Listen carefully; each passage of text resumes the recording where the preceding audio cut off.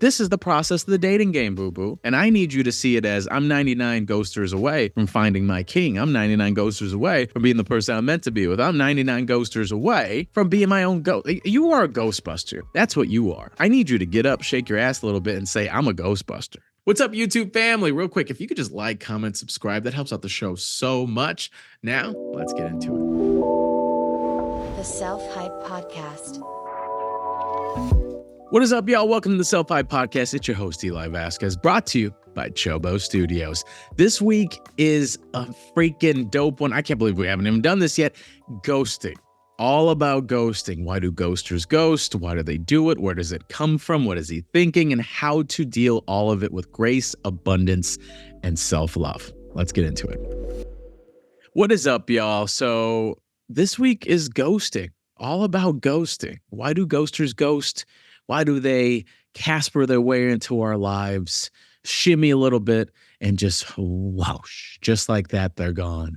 How dare they? The audacity, the gumption for them to talk to us, for them to make us feel good, for them to make us feel all this potential just to stop communication. If you're listening to this episode, you're probably thinking, Eli, I'm just getting ghosted. Eli, I got ghosted. Or Eli, baby, I was the ghoster. No matter what it is, we're going to break it all down. And particularly from a dude's POV, but let's be honest, we're all ratchet human beings in these streets, so we all share similar attributes in some capacity or not. And if you're listening, first and foremost, you're probably thinking, the guy that you liked ghosted you. So you're probably thinking exactly, okay, I want to know what he's thinking. I don't know why he did it. I want to know all of it. I want to know, and I'm going to just throw it in his face and yada, yada. Okay, listen, bro, let's pump the brakes a little bit. I'm not saying you deserve to get ghosted, but also there's enough people listening because we just checked our numbers and we're crushing it with thousands and thousands of listens. Yay. Thank you, everybody, by the way. I really appreciate it. But I know at least one of y'all ratchet asses did some ghosting. Don't act like you guys did not ghost before. And I'm not even talking in person. I'm talking ghosting on the apps. I'm talking ghosting in the chats. I'm talking ghosting in the carrier pigeons. I'm talking all that. We've all done it in some capacity. So as we dive into this conversation, as we dive into the nitty-gritty of it, really hold yourself accountable to be the person that you want to receive, not only in the relationship, but also how you communicate with people in general. We've all been there. I get it. I've been there, but we could all learn a little something in this episode. So with that said, the ghosters, the ghouls, the goblins, thriller dancing on our genitalia and just running away in the night without anything to say. How dare they? So the number one thing I need you to understand right now is that ghosting. What's up, y'all? I know you guys are enjoying the show, but real quick, I just want to talk about the Patreon. Patreon, you get early access to episodes, bonus content, and you could even ask a question that gets on the show. It's patreon.com/selfhype. Now, let's get back to it. The number one thing I need you to understand right now is that ghosting is literally a them thing. I say this all the time, and it always crushes it on TikTok when I talk about this, because it really is true. Ghosting is a them thing. I'll explain. A lot of the times when people ghost us, our ego gets hurt. It's our ego. We think, oh my God, well, what should I have said? What should I have done? What should I have dove into? What should have I expressed in order to keep him? What did I do wrong? You're always thinking about yourself. You're always thinking about what you did wrong or what you should have done right. None of that. Okay, because no one deserves to get ghosted like that, particularly if you guys know what each other's looks like. So that is at next level, like ratchetivity ghosting. I think you could at least have a conversation. It's a choice to be made, people. So essentially, you got to break it down as ghosting as confirmation of their character. I'll say it again for the people in the back. Ghosting is just confirmation of the person's character. They have choices to make. They could easily sit you down and say, hey, I love bumping bellies with you. It was fantastic. Thank you for coming to my Uncle Ray Ray's funeral. I appreciate it. Thank you for wearing that Thing 2 t-shirt while we went to Orlando Studios, got a little tipsy off the jumbo margaritas and made out in the parking lot. I appreciate you, but this ain't it. They could say that, but instead of doing that, what do? They run away. Why do they do it? Why do they do it? And why we're even asking is to show that, is it us? Should we do something? Should we do? No, because again, they have a choice. We're grown-ass adults. They have a choice. And obviously, in the space of, say, quote-unquote ghosting, there is the early era of, okay, we were texting a few times. We never actually met. okay, we're on the app, we message here and there. If you really want to be that person that messages everybody that says, hey, this isn't working out, good for you. Fantastic. But generally speaking, most people get the hint if they stop replying back and they updated their location on Hinge and okay, clearly they're not interested. If anything, you take it that personally that they did that, maybe we need to take a little break with dating and reassess and listen to this episode. So all that to say. But at the end of the day, if you are hurt and if you are heartbroken and if you are upset over this person that ghosted you, I need you to see this as confirmation. And if anything, what you're struggling with is closure. Guess what, boo-boo? They showed you their closure. Their action was the closure. You may want to be understood. You may wanted to talk. You may wanted to have conversation. You may wanted to do these things, but they just ran off. What does that say about them? What does that say about how they handle moments of tension, how they handle moments of friction, handle moments of confrontation? This is literally confirmation of what it would have been like to be in a relationship with them. They have no sense of character. And it's not something they respect. That's why they run away. And it's as simple as that.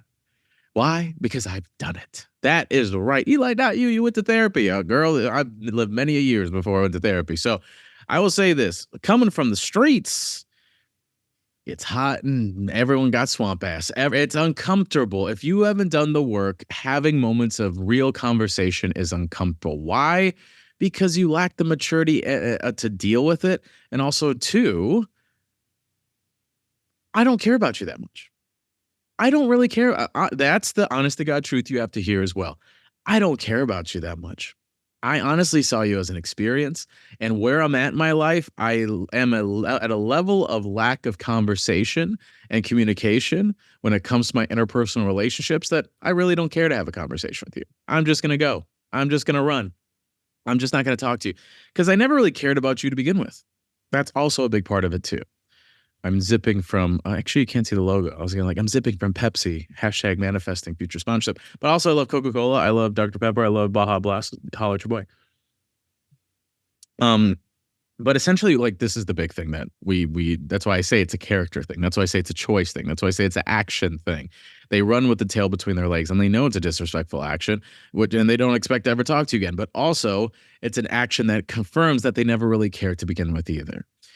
Maybe at one point they liked the idea of you, but once they had to deal with the reality, which was them having to actually sacrifice and maybe get to know someone and maybe actually even get to be with someone, then they ran away.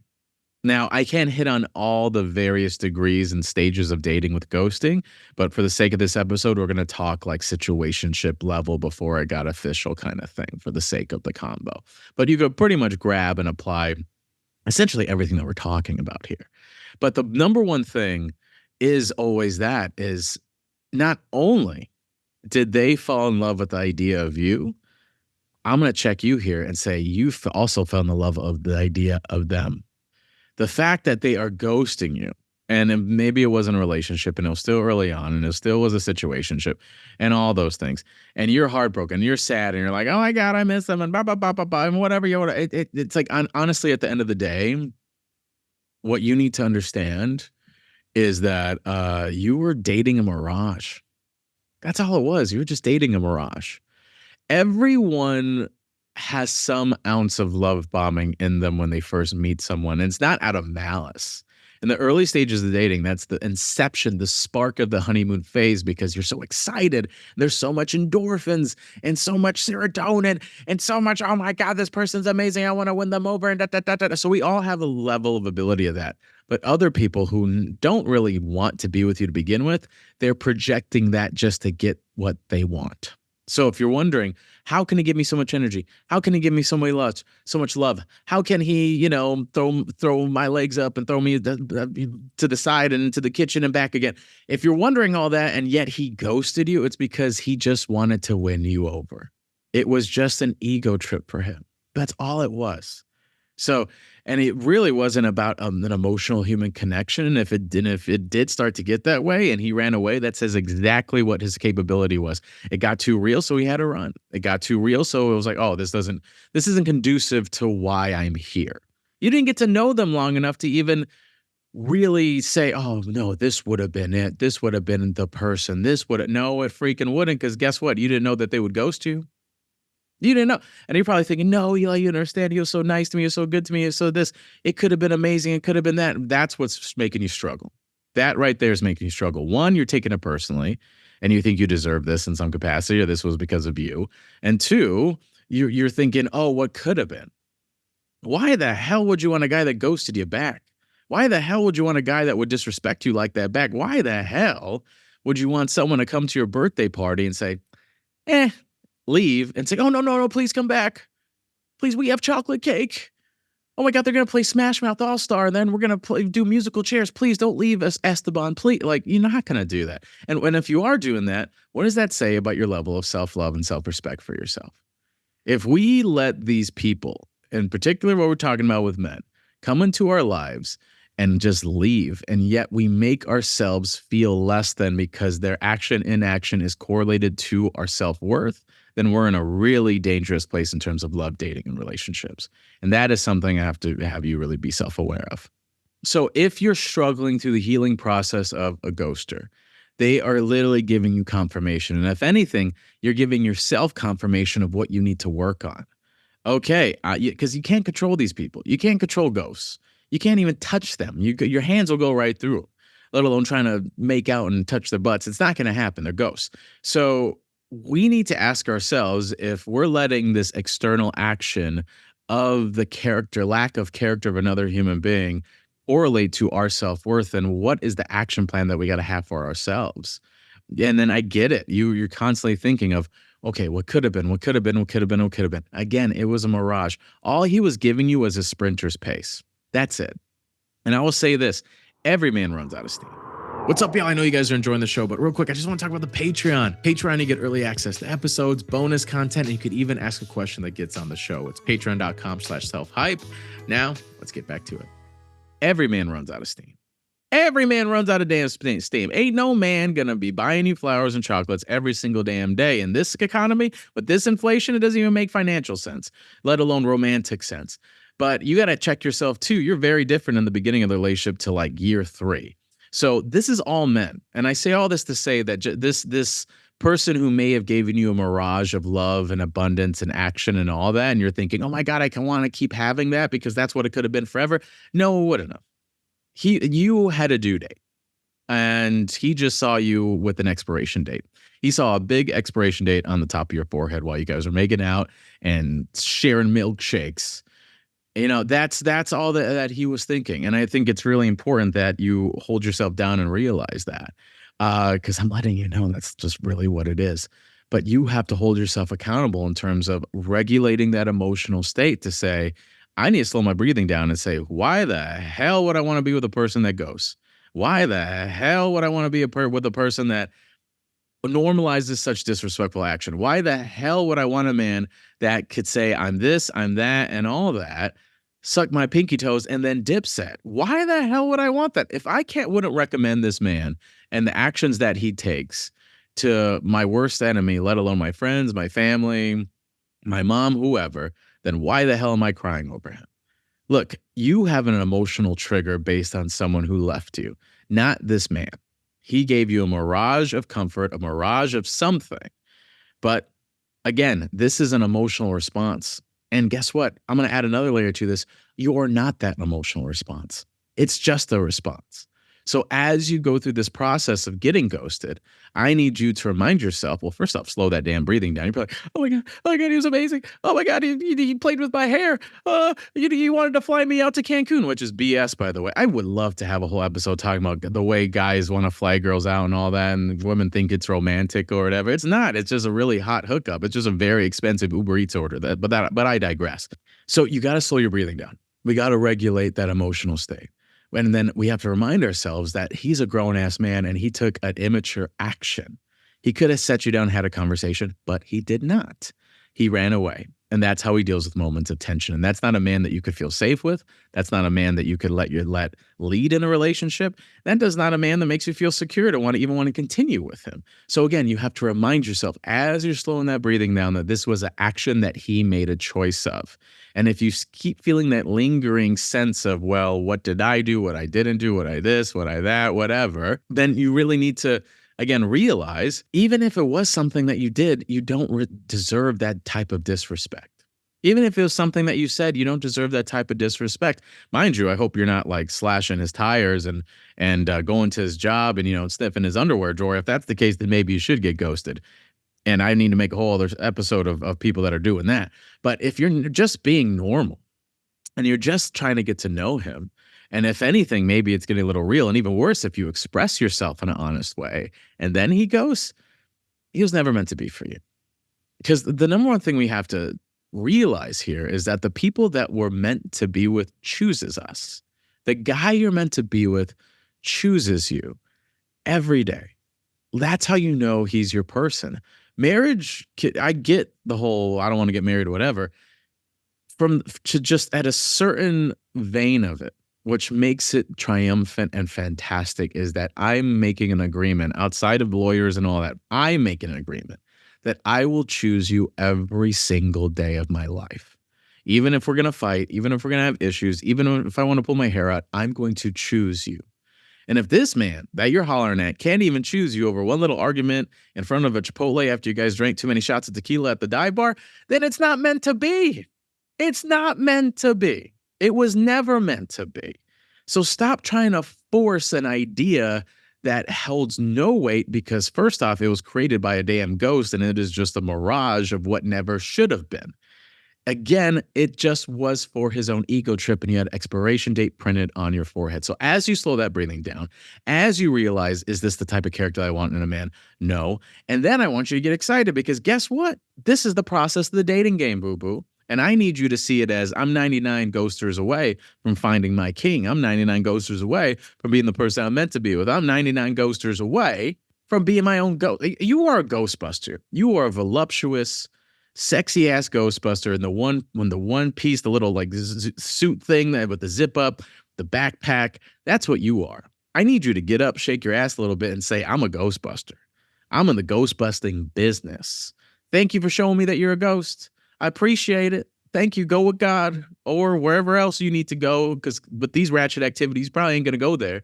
But you're in the Ghostbuster business. We're normalizing the fact that if they show us who they are through these moments of tension, that defines their character as a man, and that's not in the business that we're in. And that is what you're going to stand up. That's what you're going to shake your ass. That's where you're going to play some sexy red or whatever the hell else you need to do, and gets the going, gets the shifting, that mental state. Because you're too damn precious to be freaking crying over someone that goes. And if you are, listen to other episodes of my podcast, because this is what I talk about. We can't control other people. We can't. We cannot control other people, but we can control ourselves. We can work and raise our ability to look out for imperfections and then process those imperfections. You're not meant to be perfect, and you're not meant to find someone that is perfect. You're meant to just find someone that actually chooses you. And it's your job to be your most authentic. And as they keep choosing that, that's how you know this is real love. That's the business that we're in. But I need you to look in the mirror and know that there is something special. And if someone doesn't see it, then they don't say, that's okay, go ahead, go, gone. Be gone. That's what we want. Rejection. I say it all the time. We're not in the love business. We're in the rejection business. And that is the number one thing we have to realize and understand right freaking now. And so I really need you to, and you're hearing it from a man, to see it as such and slow that breathing down and realize that you're worth a damn. And if anything, check yourself. What are some red flags I didn't see? What are some important questions I need to ask? What are some things I need to suss out before I get way too caught up in my feels just to let a man ghost me? Because there are signs to look for. There are different things to see to know if a man is serious or not. And how you know if you guys align is you actually speaking up and saying what you truly value and what you truly want. Make it real. Make it an obstacle course to be with you. And I'm not saying American Ninja Warrior with flames and spikes and all that and make it all prickly like it's difficult. No, just verbalize saying, oh, I expect these things and I'm going to give you these things back. And I expect these open conversations, and I'm also going to give you the standard that I'm setting by communicating with you openly. And if you can't set that, then gets to moving. I need you to have a level, an unbreakable, unwavering set of standards when it comes to love and dating, communication, and getting to know other people. that if no one else could touch that, like ghosters, you see that it was never meant to be. I need you to have that level of mental abundance and not this scarcity mindset thinking, oh my God, I miss him. What if he comes back? Well, I don't give a damn if he comes back. He had the audacity to disrespect you, to not even say hi or bye or this or that, not even to send you an emoji with a peace sign. He couldn't even send you that. That's how little he thinks of you. Oh, you don't know, Eli. We were friends. We high-fived. We cuddled and stuff. I don't give a damn. He went ghost. That is the most freaking scaredy cat action you could take. And it is such a slap in the face to the other person. So, and I need you to see it as such. That's really what it is.